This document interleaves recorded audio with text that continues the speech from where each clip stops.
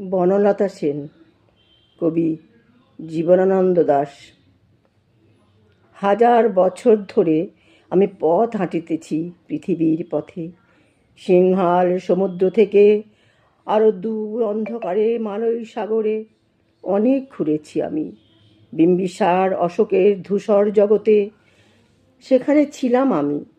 আরো দূর অন্ধকার বিদর্ভ নগরে আমি ক্লান্ত এক, চারিদিকে জীবনে সমুদ্র সফেন। আমার দুদণ্ড শান্তি দিয়েছিল নাটোরের বনলতা সেন।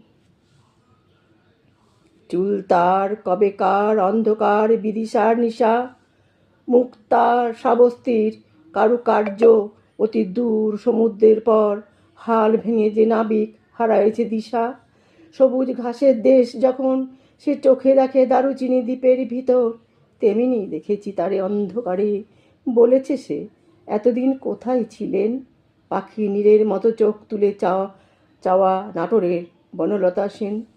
সমস্ত দিনের শেষে শিশিরের শব্দের মতন অন্ধকার নেমে আসে, ডানার রৌদ্রের গন্ধ মুছে ফেলে চিল। পৃথিবীর সব রং মুছে গেলে পাণ্ডুলিপি করে আয়োজন।